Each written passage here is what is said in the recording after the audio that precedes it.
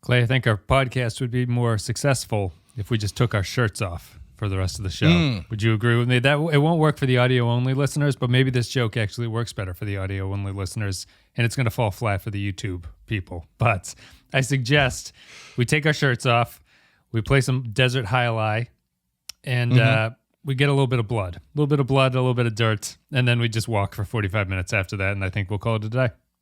Well, I think everything can be improved by a nice Top Gun shirtless sports sequence. Yeah. And very as unsexy as Star Trek can do, shirtless men running around. Although I like Bakula and Connor Trenier in this because they're probably like peak male fitness that you can get without supplementation of some sort of like drug variety. Like they're a very like natural fit in this, and it always makes me laugh about how actors just kind of have to do that. Like you just have to kind of be in shape, because you never know when Rick Berman and Brandon Braga and Andre Bormanis are going to come along with a script that has you shirtless for the first half of it, and you're going to have to respond. I was actually wondering that. I was like, I hear all these stories about how, Chris Pratt had to train for 6 months to shoot one shirtless scene that lasts like 45 seconds. Do they know going into this? Like, did Bakula have to be like, okay, in 15 weeks, I'm going to have to go shirtless for 10 minutes, so I should probably start doing some push-ups? He probably picked it up. Or is that just how he looks all the time? I would assume I would assume the life of an actor involves that kind of stuff where you got to sort of stay, unless you're a character actor like that Ethan Suplee, although even he got ripped over the past couple of years. He's no longer just the fat guy. Patton Oswalt has a great story about meeting Brian Dennehy at a party, like not a rap party, but just like an industry party. Yep. And he was standing there. Patton Oswalt was standing there watching all of these fit people not eat any of this amazing spread of food, while he very sheepishly went over and started eating it. And then Brian Dennehy sidled up to him, looked him in the eye, and was like, character actors, we can eat whatever the fuck we want. Hopefully that was an accurate approximation of a story much better told by him. It's true. You can eat whatever you want if you're not expected to be the captain of the starship. So we're going to take a break. We'll play a clip from the episode, and then we'll come back and we'll break down Desert Crossing. All right, everybody. So Desert Crossing is the 24th episode of the first season. It aired on May 8th, 2002. It is the second of the 3 episodes that make up the Journey to Ryza arc. The teleplay goes to Andre Bermanis, and the story credit goes to Rick Berman, Brandon Braga, and Andre Bermanis. Directed by David Straighten. In-universe date, as Archer says at the top, is February 12th, 2152. In this episode, Archer and Tucker are invited to a desert-like planet by an alien leader after they help fix his ship. After arriving, they discover he has invited them under false pretenses. I would disagree that it's desert-like. It seems to be a desert. I don't think there's it's pretty clearly a desert, yes. So outside of that, I think Memory Alpha did a pretty good job summing up what this episode is about. But why don't It's not like a normal planet with desert elements. It's pretty much explicitly a desert. It's just got the Egyptian god people with the animal heads and the human bodies walking around, and it's like, this is desert-like. No, it seems to me to be pretty desert-like. So I guess we'll stick with that, or it is a desert. What'd you think of Desert Crossing? Well, I was hoping it was going to be terrible, because I really wanted to say in the ratings section that this can be only one, because of my boy Clancy Brown showing up, who is I feel like, I don't know if maybe his whole performance on the day was like too big and too loud and too booming, because I think all of his dialogue is ADR'd. It looks kind of weird. Or maybe he had laryngitis and they were like, no, we hired you because we want the Clancy Brown voice. Is Shawshank him? Shawshank really sticks out with what I guess is like an aberration in the Clancy Brown acting performance thing, where he's generally very big and like very, very over the top, and he certainly is the case here. But he's the warden, or not the warden. He's the main guard in Shawshank, but it's a much more reserved performance in that, I think. Here he lets loose. I was hoping that Archer was going to say it was October 31st, and then while they're walking down, he pokes his head in on T'Pol and Hoshi putting up decorations, and he just goes, "Happy Halloween, ladies." I liked this to about the halfway point. Yeah. Because I don't know if I missed something, but I can't for the life of me figure out why they start walking out into the desert. Because they want to survive the bombing. They're more likely to survive out in the desert than they are staying in that little cave where Clancy Brown had put them being bombed to death. Yeah. But then they get out and they go to their shuttle. And they get their guns and then they leave the shuttle. Yep.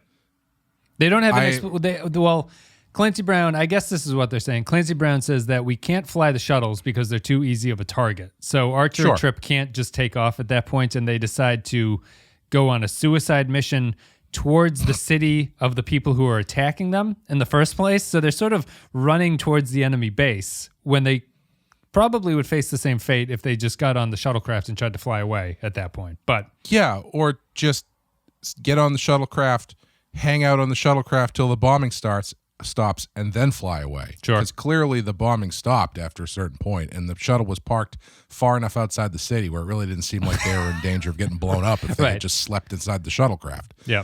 Don't turn the engines on. Yeah, and it's like I can hand wave that stuff because it's like, well, you got to have a story. They got to do something. Sure, I can hand wave that stuff if the stuff they do after that has any real merit, but it doesn't. Yep. It's just another instance of them doing a story where characters are isolated and alone, and it serves no other purpose than for them to be isolated and alone. Yep. And watching them deteriorate as though you think either one of them is going to die in the desert in the next 20 minutes. Enterprise. It did have a little bit. This episode did have a little bit of a Rambo 3 feel, where it's like they get down there and they help these people out, and then they dedicate their mission to the brave fighters of the Mujahideen.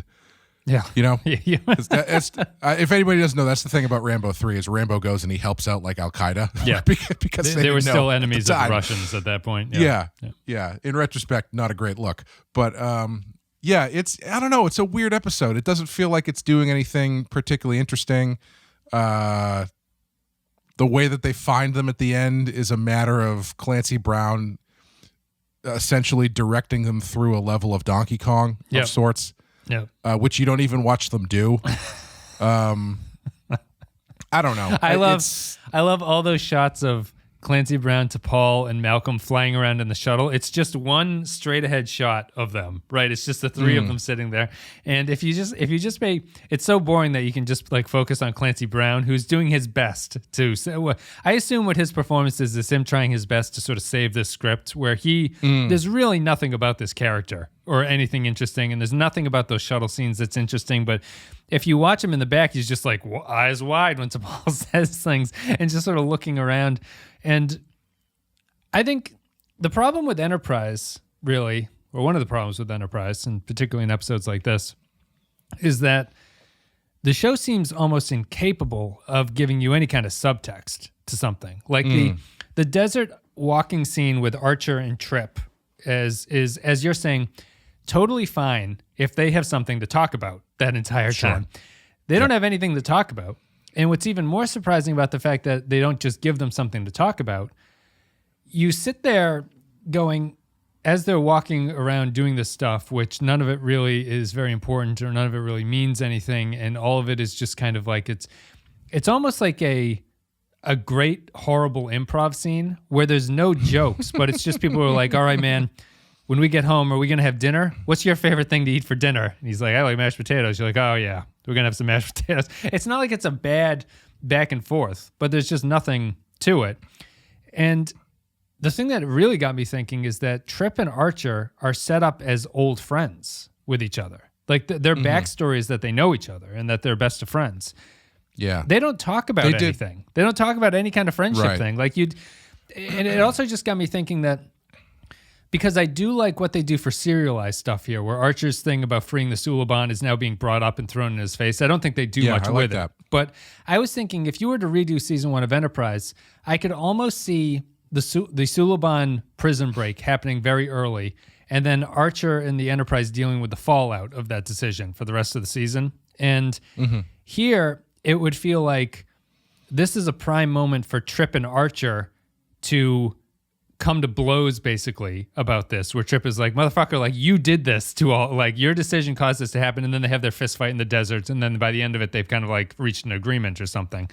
That felt like what was missing here, where Archer needs to deal. Archer's penance for his decision early on is not this whole thing, but it's this like march through the desert, really. That's like his punishment for it. And if Trip had anything to say to him about it, maybe this is actually a very good ending season 1 Enterprise episode, if that was the entire arc the whole way through the first season. Yeah. Yeah, like they even kind of set up this idea that Archer has a tendency to talk Trip into doing stuff maybe he doesn't want to do. And they don't do that at all. They don't get into that. It's just Trip. And it's even if they don't have a conversation about anything pertinent, Archer doesn't even like feel bad. You know, he doesn't spend the time reflecting on the choice he's made that has put them in this situation. To be fair, though, like the choice that he made in this one, not really his fault. As much as it has been in the past. Yeah. I actually even thought there's the point where T'Pol radios down to him and is like, yeah, these guys might be terrorists. You probably don't want to get involved with this. Well, you should probably come back to the ship. I 100% thought he was going to go, I don't know. I got a feeling about this guy. I think we're going to stick around for a bit. And then, which is what he usually does. Yeah. He makes the wrong decision and he doesn't seem to. In this case, he actually does try to leave.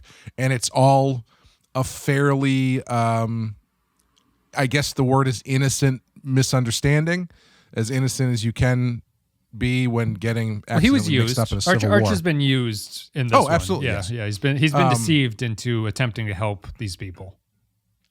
But yeah, there's no moment where you've got Archer and Trip literally wandering in the desert. Instead of there's no it's a pretty bold metaphor if you want to go for it. And at no point, given the situation he's in, because of his actions, even though in this case it's not something that he actively did to give people the wrong impression, the stuff he has been doing is now coming home to roost to a certain extent. Yep. His people are learning about him and the stuff that he has done. At no point does he reflect on any of that while wandering through the desert while his friend is dying and saying, maybe we're going about this the wrong way. I don't know how to, anything. He doesn't do any of that. There's no character stuff at all in the desert. It's just watch these guys do thirsty acting. Yeah. And not the kind of thirsty acting Kyle wants. No. That was in the shirtless scene. No, it's the generic version of thirst that we've got going on. Trip, I don't know. Did they was the guy who played Trip, was his reel that he sent in just him doing like different extreme situations where he's like, all right, now this is me when I'm drunk. Blah, blah, blah. Now this is me in the desert. I need water. Like, because I feel like he's the one who always ends up getting these parts of having this extreme acting that I don't know if he thinks he's really good at it or what, but he's got like that headshot thing where it's 4 different pictures of him in different costumes, but in this one it's just him in different states of overexertion or drunkenness. This is me eating testicle I can play soup. drunk. I can play drunk. I can play parched. I can play cold. Whatever you need. Whatever you need, guys. I'm here for you. Yeah, I was the best cold actor in my class at Juilliard. Okay. I got a blanket on me. They're not going to believe that there's a blanket on me. It's impossible. It's one of those things about Enterprise. Just seems incredibly resistant to have its episodes be about something, really. Like it's really weird. It's really weird. Like you think that maybe you just would miss it or something, but it's a consistent thread through all of the episodes that they're just not about anything. And this one here, I think that, and it's not that they're not about anything and that they don't lay the groundwork, because they lay the groundwork for what the episode should be about. but none of the characters really have anything to say about what it is. Like Clancy Brown's character here is set up as apparently I think this character is supposed to be more morally ambiguous than he ends up being. He ends up being okay by the end of it. And even the memory alpha at the end is something like, it says something about like, you can never tell if it's like, who's to say if he's a terrorist or not? It's like, well, he seems to be a terrorist. He admits that he goes in and like blows up this, these city people as a response to like a political goal. So he's clearly a terrorist in the same way Kira is a terrorist. But Archer's decision, the Suliban thing leading into him meeting Clancy Brown, doesn't give him a deeper moral conundrum that's different than the Suliban, really, where they kind of mention that in this, like, well, the Suliban were all innocent prisoners. I think that at least they've convinced themselves that all the Suliban in Guantanamo Bay were innocent prisoners and it was okay to let them go. Right. But here, I think you need more from Clancy Brown showing some sort of evilness to what he's doing, where Archer is more enlightened to the fact of like, this is the downside of this kind of thing, because his downside here is just, he's like, I don't really want to help you. I'm going on vacation. I don't have time for this. It doesn't amount to anything. Yeah. And I said, I actually gave him credit for not saying at the top, this guy, I got a feeling about this guy. He says that at the end of the episode. Yeah. After they bring him back onto Enterprise, I didn't say T'Pol says, yeah, maybe you shouldn't get involved in this war. And he's like, I don't know. I got a feeling this guy's on the level. So ultimately, he does say that based on no evidence. Yeah, right. Again, like he's learned nothing new about him other than the fact that he helped save Archer, which is like the least he could do. Yep. Yeah. I think this is another one. Given, I wonder if the time in which this came out, it seemed a little bit more thoughtful, because if you really wanted to go for it and pull something out of this, you could pull out this idea of maybe don't get yourself involved in the civil wars of I don't know, desert-based cultures, if you want to be really specific about it. This is post-Afghanistan. So yeah, we had, but by the time this came out, and I think by the time it was written, the Afghanistan invasion had already happened. And yeah, it's a weird, if that's the thing they're going for, though, it is kind of weird the way that they play it. But I think that's giving it a little too much credit, because there's not really anything that's supporting or that theme. But that would have been radically literally saying it. That, like, if you were at the time,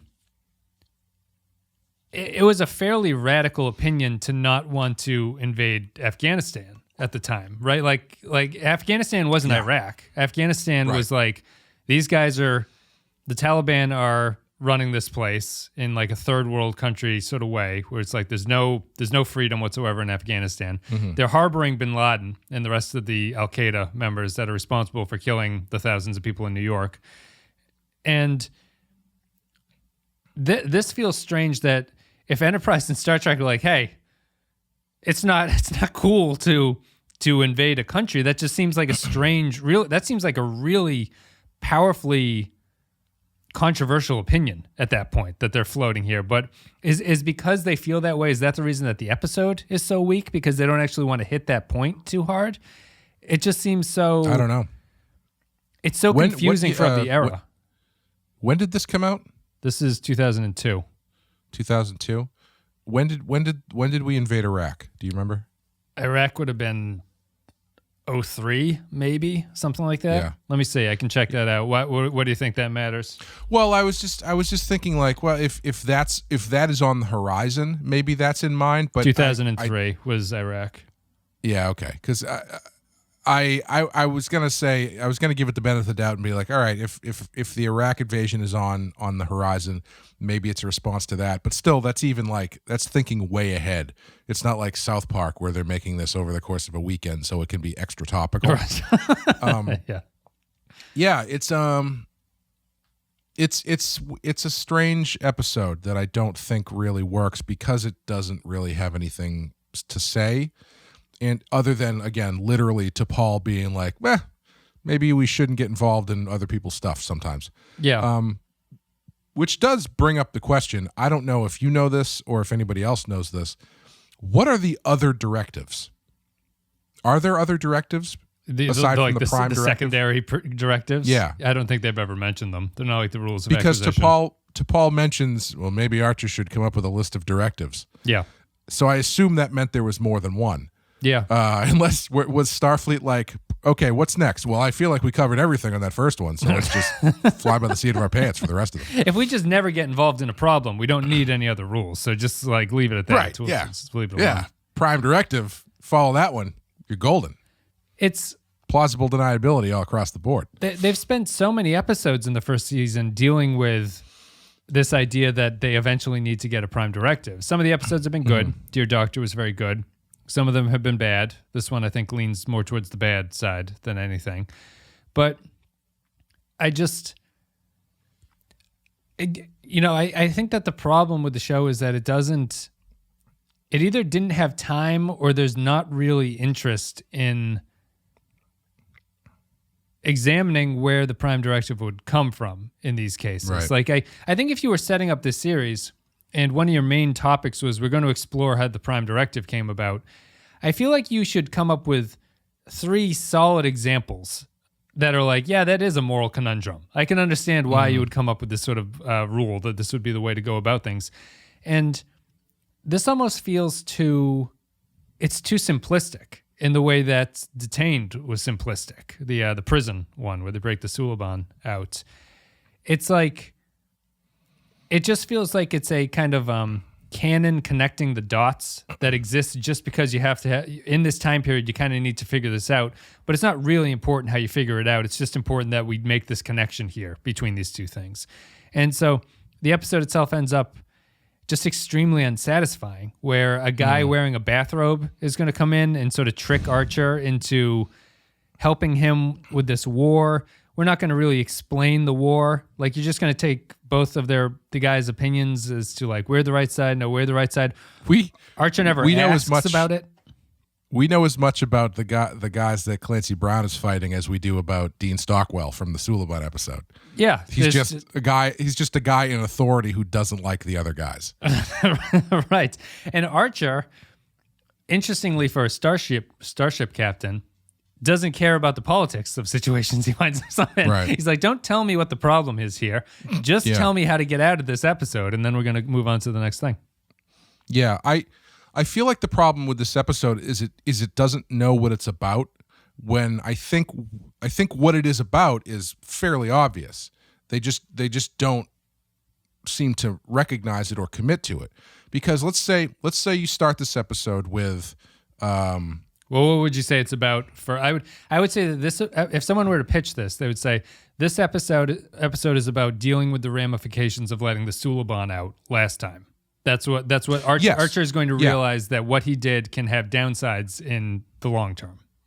Yeah, and I would expand on that and say what he has done, full stop, up to this point, has ramifications. And so I think if you set it up where you start it with, oh, they've saved Clancy Brown, they fixed Clancy Brown's ship, and then he's like, I want you to come to my house for the weekend.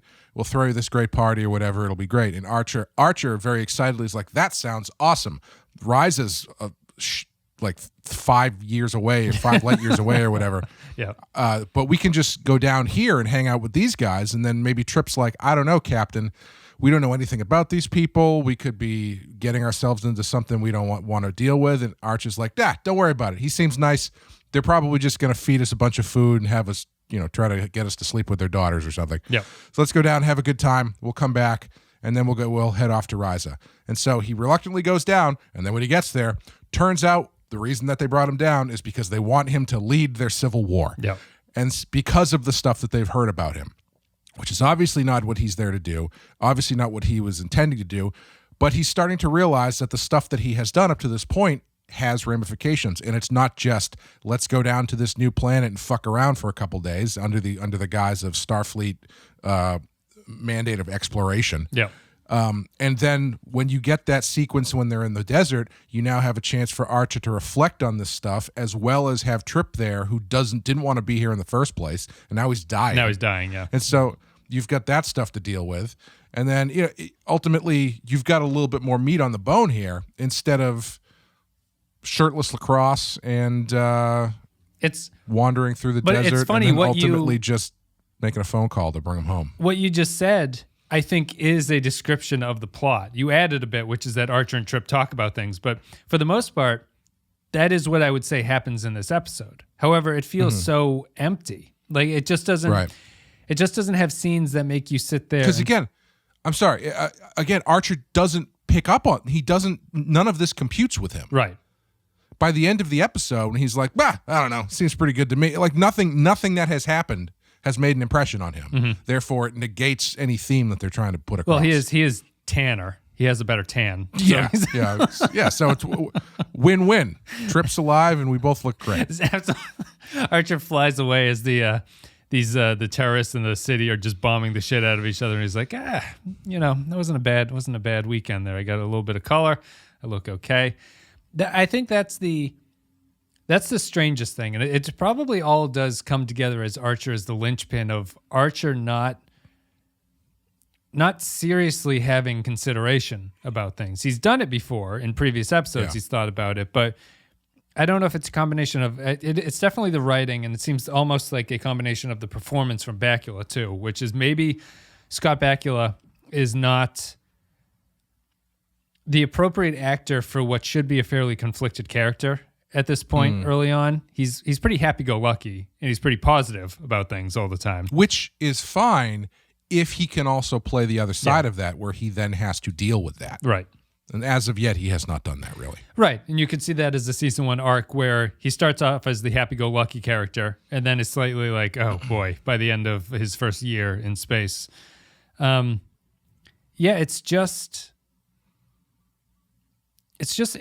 that fact that the big problem there is that the desert walk isn't about anything. It's the, and I guess you could say that people always not complain, but people have a very a difference of opinion about things like the Broken Bow pilot, which is the first half is good, and then it has an action plot in the second half. To me, this is what all action plots feel like to me at the end, is them walking through the desert. Like in an action plot, there is more bombast and there's probably fist fights and gunfights. But to me, on a level of enjoying the story, I see very little difference between a bombastic action finale and walking through the desert like these guys are. If there's nothing else going on in it, this is a stripped down to its bones.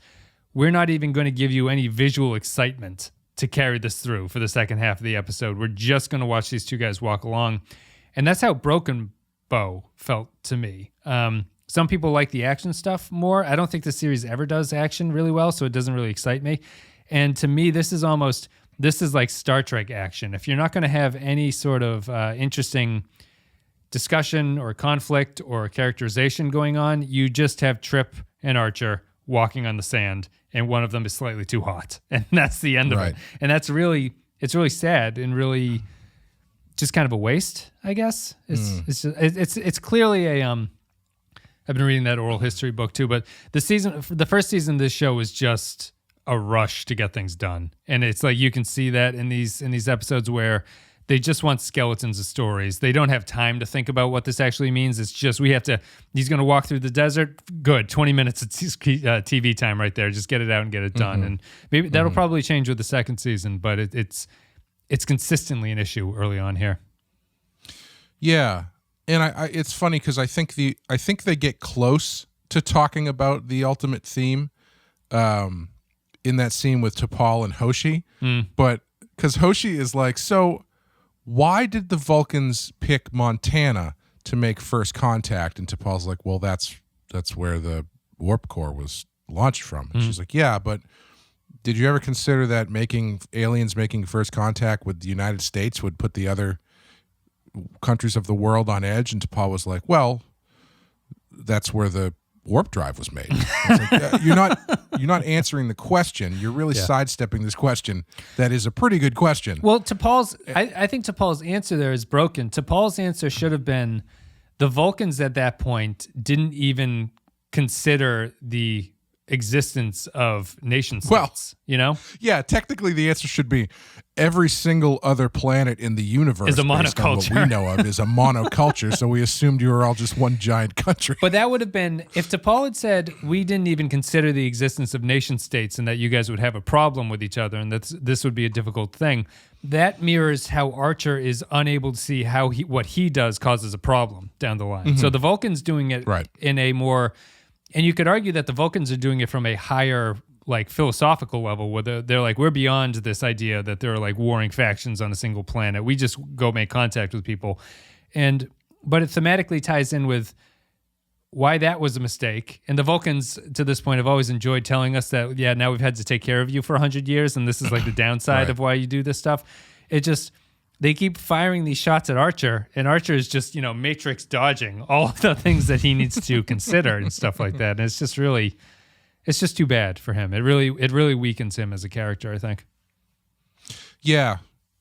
I think they had an opportunity to do something pretty interesting with this one, and unfortunately they didn't. I feel like I've said that like a handful of times across this first season. Yeah. So hopefully that is a harbinger of what is to come in the second season, in that like they do have these interesting concepts floating around, and if it's a time thing, maybe they just didn't have the time to smooth them out. I don't know, hopefully. But yeah, it's just weird how many of these episodes are just ultimately so hollow. Yeah. And I'm trying to say if it's like, if it feels uniquely hollow to me compared to the other Star Trek episodes. Like the other Star Trek episodes, even when they spectacularly fail, like I'm talking about other series like DS9 or TNG, I sort of see the direction that they were trying to do with it. Mm-hmm. And here I also see the direction is like they think that this is what the point of this one should be. But it's just so expertly avoids ever having to talk about that stuff. And you can say in TNG, they occasionally talk too much about what the moral of the episode was. They'd spend the last 10 minutes being like, and this is like you freedom here, and these people shouldn't worship this computer or whatever. They don't even do that in Enterprise. Maybe they think they're being subtle or something, but no, it's not the case. Yeah, I mean, and you don't have to talk about it. You can still express it through the action of your story, and they're not doing that either. Yeah, it's like watching it's like thematically watching a stage play where everybody says their lines, and then the lead actor just is completely oblivious to what his next line is, and everyone's just kind of like looking at him, like, come on, line. And he's just looking around like, what? I don't know. I'm here. Isn't that enough? It's really strange. Yeah. Let's we'll go to patron thoughts. They might give us something to talk about here, but we'll save it for final thoughts, I think, because I do think that this episode is like remarkably similar to a lot of the previous ones, and it'll probably be we'll probably get something stirred up by the comments, I think. So let's take a break. We will play a clip from the episode, and we'll come back, read patron thoughts, and give our final thoughts about Desert Crossing. All right, everybody. Thank you very much for listening. Hope you enjoyed the show today. If you want to support the show, you can go to patreon.com/thepensky-file. It's the best way to support us. A couple of dollars a month gets you extra stuff. You get extra podcasts. You get extra behind the scenes. You get the commentary videos that I've been doing for a few of the episodes, and a whole bunch of other stuff, too. Patreon.com/thepensky-file. It's the best way to support the show. And as always, our Captain Tier supporters get a special shout out here, going from oldest to newest.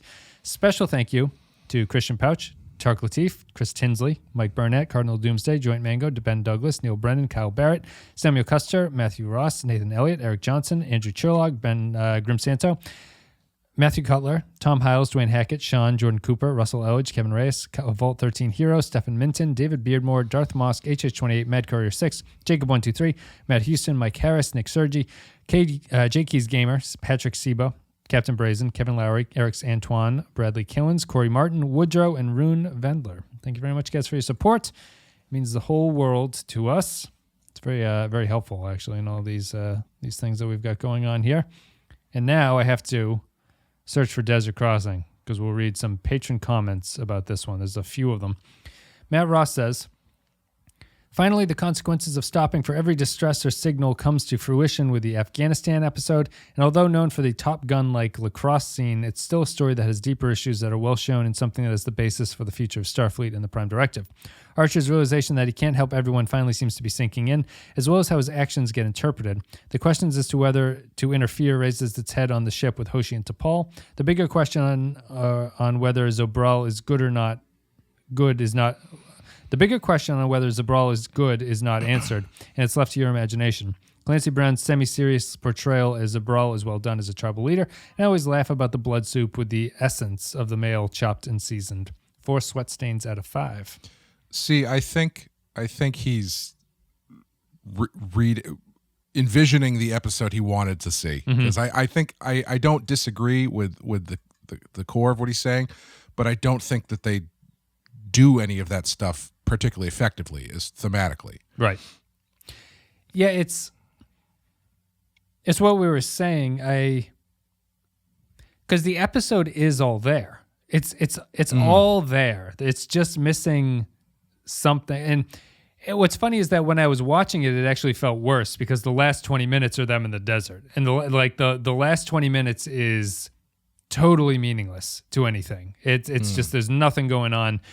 There's a weird factoid that the scene where Archer gets them to the building and it's nighttime and they're talking about their dinner, it's apparently the single longest take without a cut in it there. It's like 3.5 minutes. Didn't even notice it. Couldn't have told you that didn't happen because it's in such a useless scene for that kind of thing. Because you're literally watching him boil water in real time. Why did the water taste bad? I know, that was the other thing I liked, is like his solution was to feed scalding hot mystery liquid to his friend who's dying. I don't think either of these guys paid much attention in desert survival camp or whatever they did in Australia. Yeah, I assume he boiled it with the phaser is what he's talking about, but I don't know why it tastes bad at that point. I'm not sure. Yeah, who knows, because it's full of cadmium or something that's going to kill Trip. Like that. That's why I feel like they just missed such easy ways in to this theme that is clearly people are picking up on, but is not being expressed really through the episode. Because like the scene where he talks Trip into coming down, Trip's reticence isn't maybe we shouldn't get involved with these people. It's I got work to do and I don't want to eat snakes. Yeah.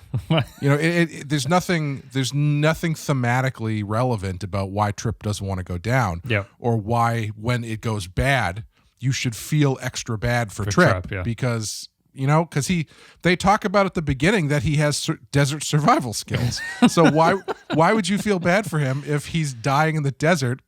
Other than the fact that he didn't pay attention enough.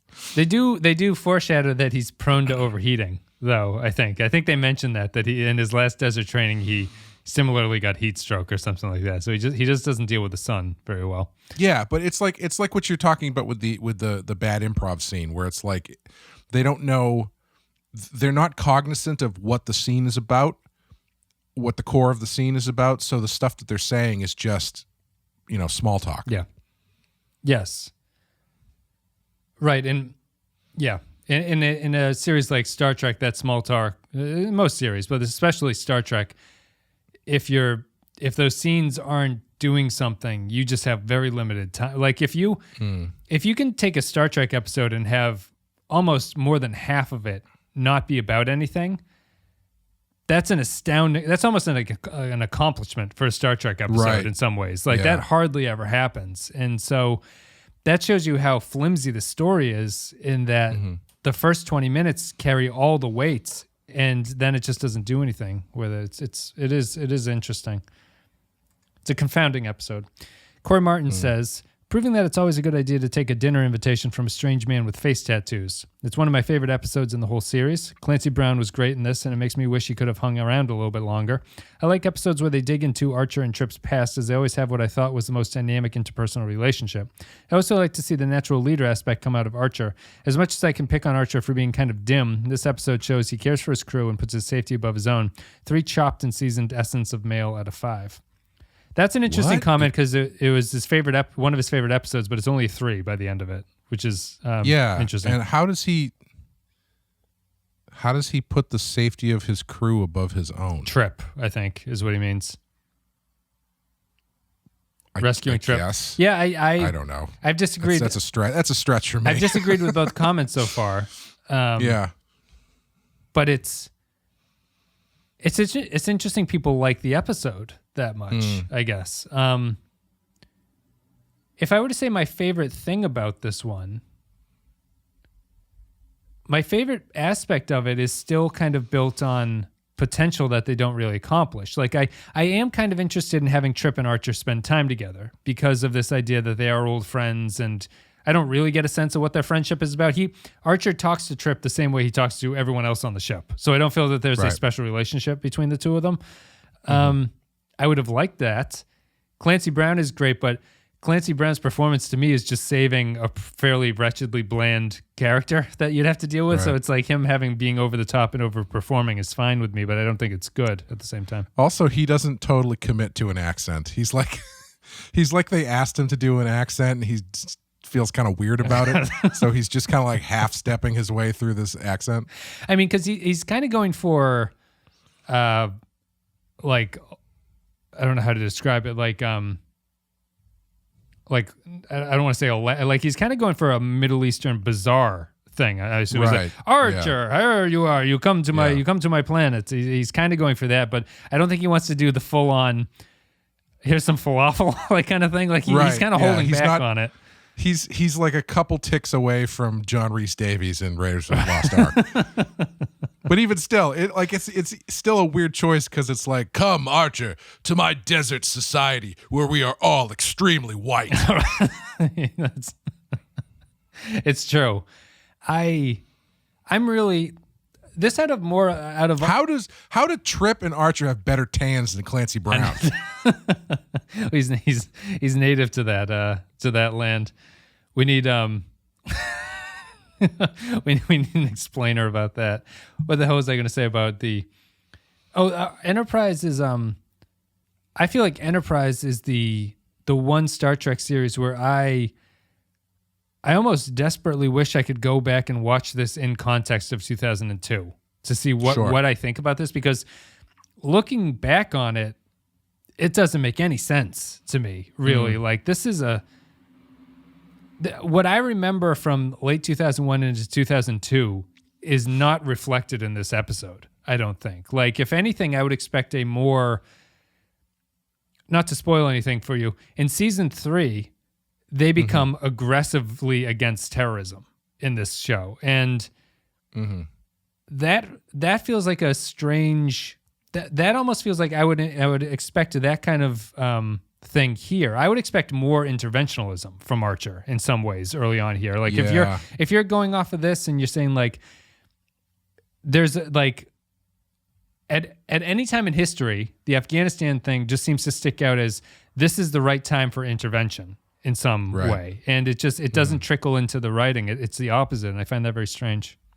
Yeah. If their stance here is anti-interventionalism, and then 2 seasons later they are very much like Team America World Police, I honestly don't know what to think. It's strange. Yeah, that's an interesting choice. Latte Librarian says, Desert Crossing is a plotting episode that has interesting things going on, but doesn't seem as interested in them as it should be. Is this the lowest budget alien makeup we've ever seen? It looks like a child drew a beard with a magic marker. The minutes spent on shirtless space lacrosse could have been spent developing the geopolitical situation and learning more about the reputation they've apparently developed. In the end, they basically just convinced the Brawl that they wouldn't be very good at helping, which took the teeth out of the decision not to help. 3 ugly tapestries out of 5. That actually was a scene I really liked when Reed is talking to Zabral and Reed's like, I mean, we really only freed 85 people and there was like 5 guards there and it wasn't really that hard and I don't even know how to fight in the desert. And Zabral's just like, well, I guess I'll be going then. Enterprise, just the continuing to be the series where people just accept what other people tell them. Zabral is not. All Archer needed to do is just tell him he's not that guy, apparently, and everything would have been okay. But yeah, it's just there's no. But what about all your amazing weapons? Surely we can have some of those. Honestly, we've got like 14 of them. Yeah, and we've got one phaser that has 2 settings for like every 5 people on this ship. So we kind of need them. Honestly, it looks like getting hit with your Heil eyeball does more damage than these phasers that we're carrying at this point. So. Thank you, Latte Librarian. Next comment. Even that's lazy, where it's just like, what if it's lacrosse, but the ball like glows, like it's a hockey puck on Fox from the 90s? The goal is much smaller. It's very difficult to get a goal in that game that they were playing. Yeah. Eric McGowan says, it seems more low-key than it probably should, but I still like it, lacrosse sequence and all. I appreciated the light continuity with Detained, where Archer's earlier actions have unintended consequences in a completely different scenario. Also a nice turn from guest actor Clancy Brown. If you want to be a real sci-fi show, you got to create your sport from scratch, like The Prisoner, which I can't remember what the hell that thing was called. But the trampoline, where you're like jumping on trampolines over like an open body of water. Boy Next to G says, thank goodness we didn't get to Ryza. I'd rather hang out in the desert with Clancy Brown anyways. I do like that the prison break from Detained had some ramifications. Archer's heroics are now legend among the Suliban. This was a decent enough episode with some shaky visual effects thrown in. The desert compound graphics haven't aged very well. This is one episode where the music stuck out to me, especially during the sport they were playing at the beginning. The music there seemed very unlike what you typically hear in 90s and 2000s Trek. Why didn't they damage the shuttlecraft? That would have fixed a lot for me. Is if they got to the shuttlecraft to get their guns, and they went there specifically like, let's take our chances and fly out of here. Yeah. It's got to be better than living, trying not to get blown up in a basement. And Zabral had stripped it of parts or something. Yeah, and then Trip was like, we're still fighting in a fucking basement. But he, like you get there and it's either already been hit by something or they stripped it or they cut the brake lines or something, so something like that to give them a reason to brave the desert. I mean, Trip at this point, like I'm just having like horrible flashbacks to like 2001, 2002 now, but Trip is never going to have a line along the thing of like he grabs his uniform and says these colors don't run or something. Like there's no anything that I sort of remember of that is just not being put into. I guess Reed would be that person if you were supposed to have that character, although it feels like Trip should be him because he is George W. Bush at this point. Strange. Yeah. Well, I think the problem is the characters on this show don't really express many points of view. No. Aside from T'Pol. T'Pol's really the only one who has opinions about anything. Yeah. And they all have stuff built into them that should allow for more character-based discussions and opinions and actions to happen, but they don't. What if you were to redraw Trip and Archer, how would you do it at this point? I think that they should be friends, so they should be somewhat similar to each other. But I think that they need some sort of fundamental disagreement between each other that provides insight into situations like this. I think that, and what you can go if you've got one. I think that Trip should be the more negative one about going out and doing things like this. And I know that they've kind of cast Hoshi maybe is slightly that, and Reed is slightly has like they took that trait, and I think that they, instead of sticking it to one character, they kind of gave everyone that sort of a sensibility. And I don't know if that's really the best way to go forward. I in the pilot would have switched out that scene where Archer goes and convinces Hoshi to come on the ship with Trip. That's true. It's weird he went to go get Hoshi, isn't it? It's really strange. Yeah. It establishes her as a character that seems like she's going to be more prominent, and she's really not. Yeah. Like he would personally seek out his best friend, not Hoshi, who he doesn't know, apparently. Yeah. Yeah, and if Trip has whatever reticence about going out into space or whatever, like the McCoy kind of thing or whatever. Just that cliche scene of it would work for this series, but Trip is just shirtless and chopping wood on his farm, you know, and Archer walks up to him and he's like, "We're calling us back for one last time." He's like, "You know I'm retired, motherfucker." I need my best friend, Trip. I don't do that stuff anymore. John, you know that. I can't do without you, buddy. Just walks into his house and looks at a picture of his dead girlfriend, and then Archer's just behind him and he's like, "She would have wanted you out there, Trip." There's nothing left for me here, John. Just flies off in a shuttle and just photon torpedoes his house, and it's just like, I can't go back. Stephen Minton says, Desert Crossing. So Archer does have to deal with the fallout of his decisions and detained. I guess I'll have to take back some of my criticism I voiced concerning that episode. This is the first episode that really drives home the point that something like the Prime Directive is necessary, even more so than Dear Doctor did. Oh, that's interesting. Wow, everyone. Yeah. I feel like Dear Doctor is the pinnacle example of it, at least in terms of Enterprise. This isn't a Prime Directive issue, though. This has nothing to do with interfering with a non-warp culture, as far as we know. It's true. Because they've got a ship. They've got ships. They broke the atmosphere. They ran into the Enterprise independently of the Enterprise finding them. Yeah. So it's not a Prime Directive issue if you want to go by the that's true. The rule book. It's more of a I mean, I guess the secondary directive. It's a secondary. It's the Prime secondary directive. Yes, although I guess that the heart and soul of the Prime directive is non-interference. That's a very TNG perspective on what the Prime directive should be. Mm-hmm. I feel like Kirk had a different Prime directive, so that was much more aligned with the '60s values. I think. Yeah. I've just been thinking about that. Like not to get off on that tangent, but it's interesting to me that in some ways I feel like the 60s values of Star Trek have started to age better than the 90s values of like TNG and things like that. Mm-hmm. Like, especially with the way that the world finds itself now, I feel like Kirk is the better captain for today than Picard would be. Kirk is just more... Kirk was willing to interfere, but it always felt like his reason for interfering was that he felt that he was doing a good thing for the planet, sort of. And it's comical looking back on TOS now, and it's because Kirk goes in and he's like, everyone here is too boring. We need more freedom. And then he fucks up the situation and insists that he did the right thing.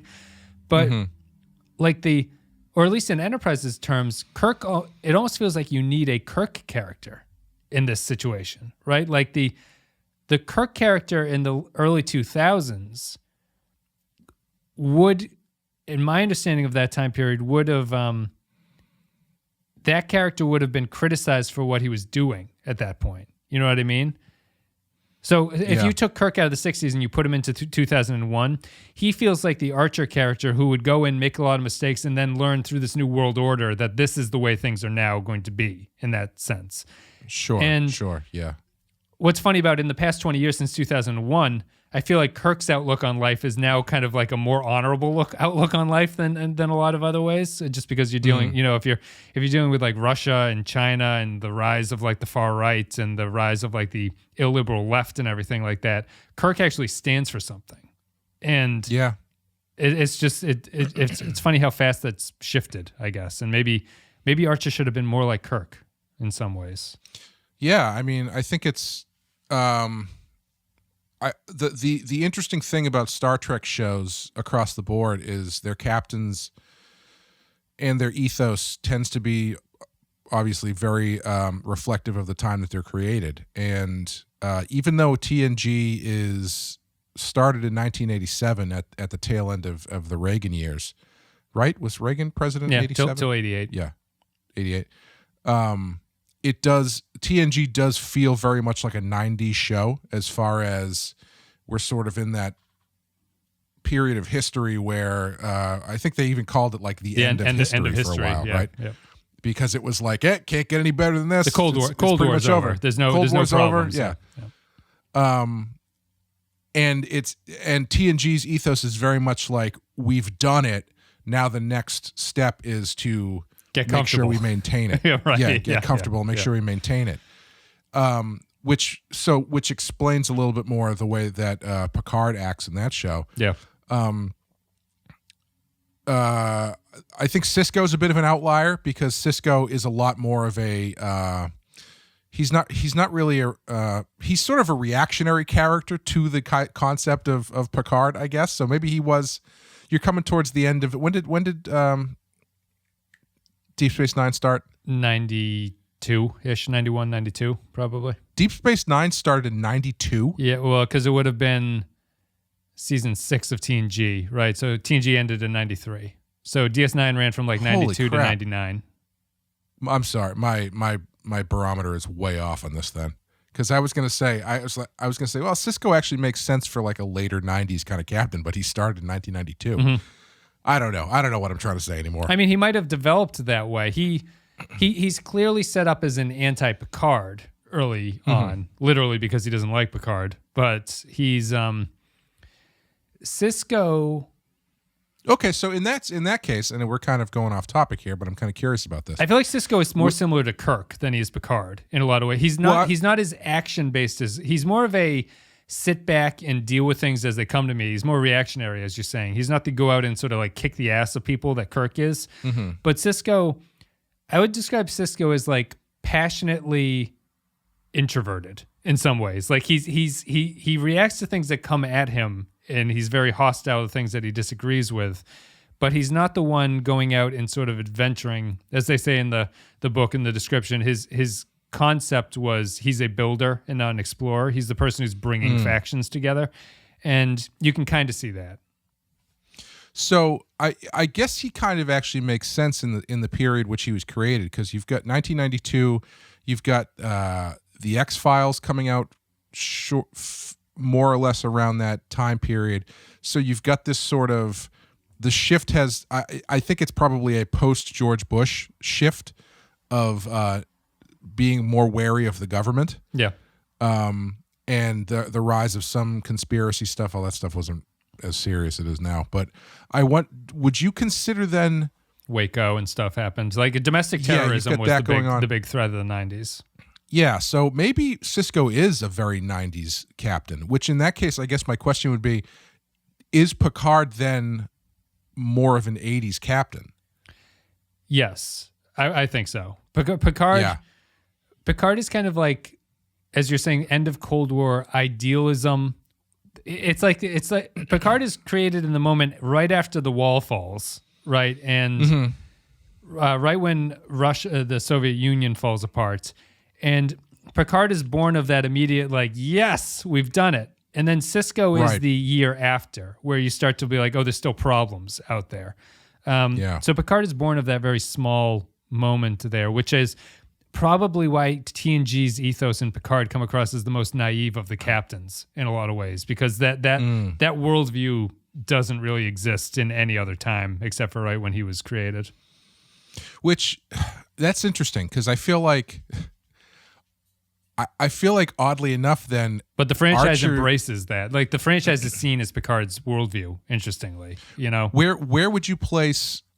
How would you contextualize Janeway in this conversation? Because she's the one I know the least about.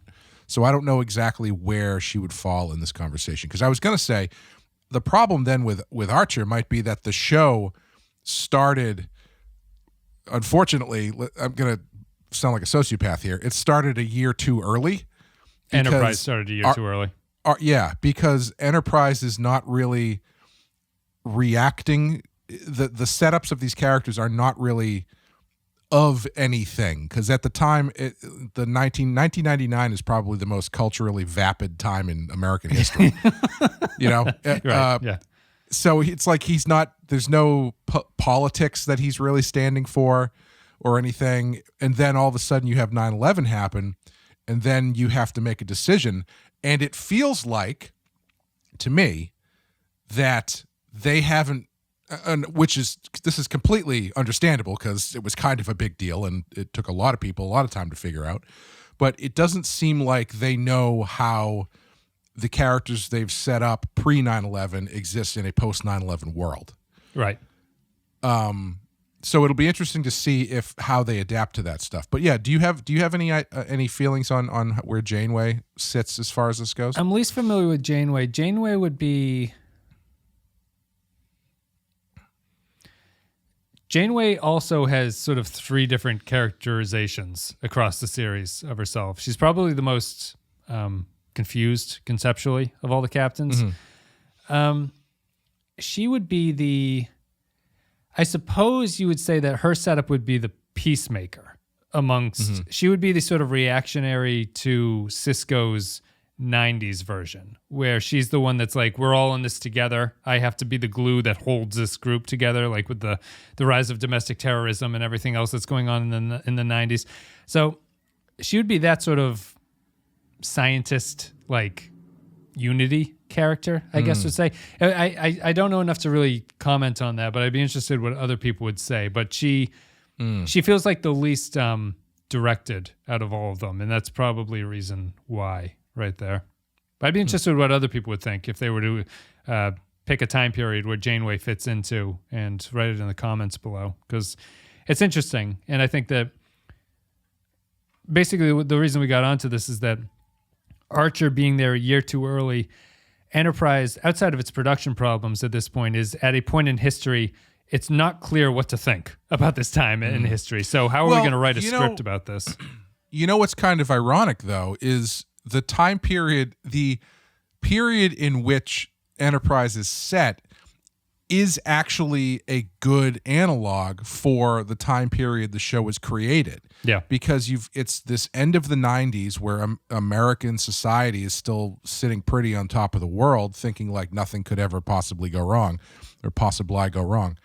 And then all of a sudden this major catastrophe happens and everything has to be recontextualized. Yeah. So theoretically, they're actually in a pretty good spot to address this. Yeah. But obviously, again, it's like, it's not like the people who are making Enterprise are watching the world events from another planet and just taking notes. And everybody is dealing with this stuff in their own way, and it's not going to immediately turn into, let's turn that into a Star Trek episode that works perfectly. Right. And so I'm going to give them some leeway as far as that goes. That's the problem. Like I wouldn't expect like prescient scripts at this point where like 9/11 is still smoldering rubble at this point. Like I don't expect people to have like 20 years hindsight in their scripts, but I still don't think that excuses what the current Enterprise scripts are doing, really. Sure. I mean, you could tell stories with themes that work all the way through without dealing with a terrorist attack. A smart showrunner probably would have been like, let's not touch any of this right now. Do other Star Trek stories, and let's not really touch on it. But honestly, what's so shocking is that if you did not tell me the year of this Enterprise season and you showed it to somebody, I don't think that if I was watching this totally divorced of when this took place and when they wrote this, I wouldn't say, this is 2001. They're clearly commenting on 2000. Like this desert planet's got to be Afghanistan. It's got to be. It's really not that strong. It's funny. I would probably say like 1999. Yeah. We need some Limp Bizkit in this bitch. Yeah. I'll finish Stephen Minton's Give Reed something to break. Everything you say to me. That actually might be later. Linkin Park is like the pinnacle of that, I guess. It's effective in that way. Dear Doc. They should do an episode. They should have dedicated this episode to Rage Against the Machine, because talk about someone who did something great and made a huge cultural impact and didn't understand the ramifications of what they were doing by single-handedly creating the worst genre of metal and music, full stop, that permeated the rest of the decade. But would you say Rage is a bad band? No, I love Rage Against the Machine. Rage is a good band. They were like the only band that was able to do it successfully for some reason. Yeah, but everybody else who came after them was like, all we have to do is get a heavy guitar and a DJ and we're golden. Yeah. Which is ironic because they didn't have a DJ. But unfortunately, the amazing band that they were did not disseminate down into equally amazing bands afterwards. I guess that's the Enterprise analogy. Rage just had something. They were about something, and the other bands were the Enterprise model of not really being about something. Have you seen any of those videos on YouTube of people only now discovering Killing in the Name of and what that song is about and having it blow their minds? Yeah, I haven't seen that one specifically, but I can imagine that. Yes. I've seen a few of them where it's like, yeah, you know, it was this Killing in the Name, and then they do that thing where it's like a reaction video, and they're like listening to the lyrics and be like, is this what I think it's about? Oh my God, this is unbelievable. You know, it's they're pretty fun. Some of those that work forces are the same that burn crosses. What is this? Prime Directive, even more so than Dear Doctor. It's effective in that way. However, it's too bad that they did not manage to insert that point into an interesting story. The episode starts out fairly entertaining, but the titular desert crossing is just a mind-numbingly boring survival story that's not very fun to watch. So it's either a high 2 or a low 3. It's too boring for a 3. I'll go with a 2 essences of male out of 5. Captain Brazen says, the political landscape between the two factions is lightly touched upon with some description. However, similar to the desert, the script is on shifting sands with a bunch of hot words and details thrown in for plot exposition that easily fall to the wayside for Archer and Trip to uphold the namesake of the episode. Again, Archer is held accountable for his actions in freeing the Suliban internment camp by being politely, inconveniently detained by the voice of Mr. Krabs. I mean, chin-faced, tattooed Clancy Brown. Sorry, I mean Zobral. I appreciate seeing Archer face the ramifications of his goodwill nature by ultimately seeing the fruits of his good deeds turn sour before him in the manifestation of Trip slowly dying in front of him. After this adventure, perhaps the idea of a rule of some sort of directive seems like a pretty good idea after all. Although, if I was stuck in the desert slowly dying and my friend tried to keep me alive by playing geography like a middle school father on a road trip, I'd have the good sense to phase pistol myself in the head. A low 4 easily offended desert terrorist hosts out of 5. Did he say this episode was filled with hot words or hot bods? Hot words. Hot words. Well, he made a mistake. I would love to see a flashback to their Australian desert training where their sergeant is like, and if any point you find your companion on his deathbed, play a geography game with him and that will keep him awake. I know. I was always so... Yeah, I don't really have anything else to add about that geography. It's just it was almost funny, that scene where he's like, tell me what you like to eat. Mm-hmm. What's a state that starts with W? It's like, what the hell's going on? What are you guys talking about? Just shake the fuck out of him. Kyle Barrett says, Desert Crossings. Consequences. Well, maybe about 5 minutes of consequences. The episode begins to discuss some genuinely interesting stuff surrounding Archer's actions and his dumb decisions, but then they just walk around in the desert for the rest of the episode. The Hoshi and T'Pol scene is great, and it's a shame we have to keep cutting back to Archer and Trip doing nothing interesting. At a push, it's a third of a good episode, a third of a boring episode, and a third of a bonkers, sweaty, dilf bod Bacula playing topless highlight lacrosse with Clancy Brown doing a preposterous accent while dressed like an old gypsy woman episode. A real mess, to be honest. I'm here for that last part. A real mess, to be honest, but not without some merit. And it seems as if the episode was too short, so they told Bacula to pant in between every word while in the desert to stretch out those scenes. It was interminable. 2 out of 5. Woodrow says, more Zobral laughing at the captain, please. He should be the ship's counselor yelling, come on, you wuss, whenever the captain wants to abandon the mission because the Vulcans are being mean again. 4, I am easily offended out of 5. What? Why is everyone giving this episode a 4 out of 5? I don't understand. What's happening? They've all been in the desert too long. I think the Clancy Brown effect goes a long way. Benjamin Espinoza says, Archer gets called on his overzealous, self-righteous, bleeding heart antics, and this time it gets him in trouble. He considers helping Zobral for a second before Trip talks some sense into him. I'm glad he seems to be learning his lesson regarding these first contact situations. T'Pol even suggests that Archer needs to develop a directive for first contact. I guess that's why most nations have ambassadors that make arrangements before meeting. It would help to know the lay of the land before you send in your flagship captain. I really liked the music in this episode and enjoyed it until the actual desert crossing. Much like Shuttlepod 1, fake emergencies are not interesting to me. There are much better ways to have good character moments. 3 bowls of blood soup with essence of the male out of 5. The only way a pointless emergency is worth anything in a story is if one of the characters dies. Yeah. Otherwise it's just wasting time. Yes. Yeah. I mean, right? Because like if the reason you have a scene like that is so you can do things with the characters, put tension on the characters, and see how they react to each other in the situation. If you don't do that, the only other outcome for any of that to be worth it is for one of them to die. Right. Because it's not like you're not coming out of that scene. You watching this show, you're not going, I think Trip's going to die in this episode. I think they're probably going to kill him. Yeah. Like, you never think that for a second. Yep. And I mean, maybe that's unfair of me because, whatever. Can't die. It's just a waste of time. Yeah. Yeah. Christian Pouch says, I would watch Clancy Brown ham it up all day. I like a lot of this episode, but there are clear problems. It tries to set up this dilemma as to whether or not to help Zobral in dealing with Archer's reputation spreading out of control, but we spend no time on that, instead focusing on Trip's heat stroke and the shirtless space lacrosse. It has interesting ideas, but it never explores them. Archer's ending comments ring hollow because we never felt like his decision was ever in doubt. Still, the blood soup is great. It has great umami. And the final comment, I believe, it is. Desert Crossing from Neil Brennan.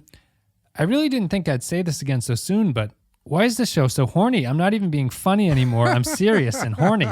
Homoerotic Sandy Quidditch aside, I love Clancy Brown, but what the fuck is he shooting for here? It's like Yasser Arafat meets the $1 Million Man. I hate it when I have a Sandy Quidditch. 2 sweaty ball games out of 5.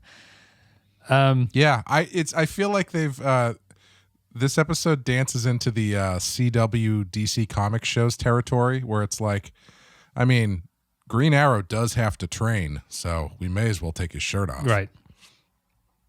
Get more chicks. Get more chicks that way if you take your shirt off, guys. No, it's the lacrosse thing. We probably didn't even touch on how weird the lacrosse thing is because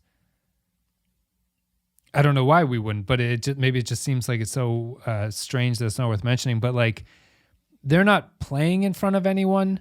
They're just having a good time. They're just having a good time. They're a terrorist organization out in the desert. Yeah, playing ball. I was expecting something a little more intense than just lacrosse from the way that he talked about it. He's like, "Oh, I don't know if you're strong enough to play this sport. Many men have played and died on this planet," and then it's just like high school lacrosse without shirts. Many men have had to ride the pine after 3 minutes on the high field.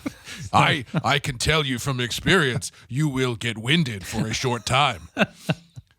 Can someone? I would appreciate it if someone took that scene and recut it with Kenny Loggins' "Playing with the Boys" from Top Gun. That has to. If that doesn't exist already, it should. So,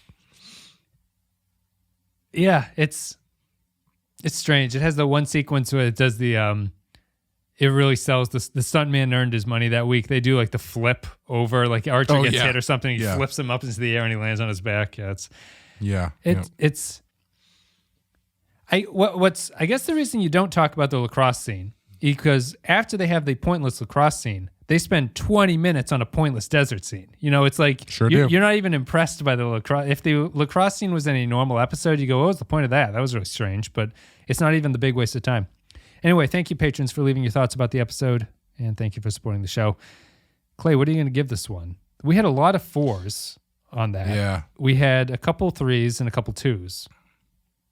I'm going with a 2 because I liked about half of it, so I'm going to give it a 2.5. Let's put it that way. I think I give it a high 2. I will respect what they were doing initially. I'll respect the Suliban stuff. Mm-hmm.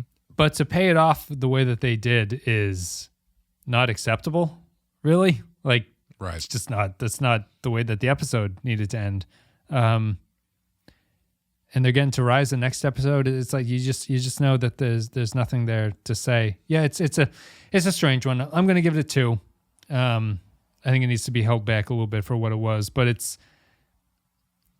a decent attempt, maybe. I don't even know. I really don't know what to think about this one, but I'm going to give it a 2. You'll give it a 2 as well. 2.5, but round down, I guess. Mm-hmm. That's it. Guys, thank you very much for listening. Thank you for supporting the show. Patreon.com/thepenskyfile if you want to support the show. Otherwise, you can go to thepenskyfile.com/links for all the links, all the social media stuff. I think that's pretty much it. Clay, do you have anything you want to say? This week, I assume tomorrow, is a new Rotten Horror Picture Show. We'll be covering David Cronenberg's The Fly, which is a big favorite of mine. Yep. So it's one of the episodes where after we were done, I had to say to Amanda, that wasn't just an hour of me talking at you, right? Because the ones that I really like, sometimes I can go on for a while. But Brundle Fly. And then the following week we've got another badass, which I can't remember off the top of my head what it is, but I'm sure it's good. That's it. You guys can look forward to all that. Star Trek will continue. We're almost done with season 1 of Enterprise, and we'll do a wrap-up video, I think, about Enterprise. I am feeling kind of like, when you're working out and like going for you have to run for like a half an hour or something. Not that I've ever done that, but just pick an arbitrary number. And after like 5 minutes, you start checking your watch, and then it's like, wow, has it only been 5 minutes? Feels like it's been like 15 minutes, and then you check your watch again, and it's like, has it only been 7 minutes? I really feels like it's been like 20 minutes. That's how I feel about this season, where it's like, this is a lot of episodes. We got to be close to the end. Is this not the last step? We got 2 more? Okay. Yeah. All right. Yeah, no, it's definitely that. It's you've been running for 10 minutes, and you look at your watch, and a minute and 30 seconds have passed, and you're like, what the hell is going on? How did I listen to 2 songs in the time that it took a minute and 30 seconds to go by? Yeah, it has been long. We'll have more. And that isn't to say that I've been hating it the whole way through, but it's just like I keep forgetting how long these seasons are. So once we hit like the 20s, I assume like, oh, okay, so it's probably like 22. Yeah. Oh, it's 27 or 26 or whatever. It's always declining as it goes along. Each season is going to have less and less episodes in it. So I think this is the longest one. Maybe the second one is exactly the same, but they do get shorter after that. And then the fourth one is pretty short compared to the 26 episodes. I guess let's just end this with the thing on the Discord. Beautiful Day was going to be the opening credits theme to this potentially. I don't think it works. I actually think that the song they went with is a better choice in some ways than Beautiful Day. Beautiful Day is too bombastic for this. We're talking about U2's Beautiful Day. It was originally going to be the music that, if they could have afforded it, would have been Enterprise's opening credits, because they wanted a pop song to go along with it. Right. I think we both agreed that Archer's theme should be the music. Oh, 100%. The ending credits should be the opening music over it. But yeah, Beautiful Day is too bombastic and too U2. Well, it's also too contemporary. Yeah. When we were talking about a Discord, the example I said was, it's like if the theme song for TNG was "Nothing's Gonna Stop Us Now" by Starship. Yep. You're taking a song from the year the show comes out, more or less, and using that as your theme song for your speculative fiction, science fiction future show. Yep. So you're immediately dating your show, which you ideally shouldn't be doing in a show like this. Yeah. And I think that just the energy of the song is wrong. Like, as hokey as the song they went with, it does fit the sort of hokey Star Trek attitude a little bit in some way, better than Beautiful Day. Beautiful Day is too, I don't know if, I can't tell if Beautiful Day is too sincere or too contrived. It's one of those two. It's hard. It's hard to tell, but it just doesn't feel like it fits. But you guys can check out. I mean, every time I watch one of these episodes, as soon as the credits come on, my first question is, why didn't they use the song on the opening credits? Yeah, the end when the end credits the closing credits come on. That's the first thing I think is like, why is this not the theme? Yeah, because that feels to me like a modernized orchestral piece. Like, it feels like a semi-contemporary orchestration around that, like in a way that's not the classical like stringy TNG type stuff. It feels a little bit more electronic and sort of modernized and things, but it fits the tone. It is using Beautiful Day would be a very UPN move, though. Yeah, it's like 2 steps away from a car commercial at that point. Yeah, that feels like late 90s UPN. Yeah, the great irony there is, like, Bono's the biggest Star Trek fan. He would have just given it to him. Would just take it, guys. They didn't even want to ask. Just thought it would be too much. But he's so disappointed. Anyway, that's it. Thank you guys for listening to Desert Crossing. We'll be back with the next one, which is the Ryza episode, which is 2 days and 2 nights. Is that the next one? 2 days and 2 nights. Sounds expensive. They make it to Ryza. And if you check out before noon, they don't charge you for the second day. So get out of there, Archer. How many, I'm going to ask right now, and having not seen it, how many jokes about or comments about T'Pol in a bikini are in this episode? Oh, that's a good question. I haven't seen it forever, so I don't remember. I don't even know if does T'Pol go to, she must go to the planet, right? She has to. If she doesn't, that's going to be a spot of contention between Trip and T'Pol, and he's going to make some sort of euphemism about her not getting laid or something. We'll get there. We're going to arrive to Ryza at the same time as these guys do in 2 days and 2 nights. We'll see you next time.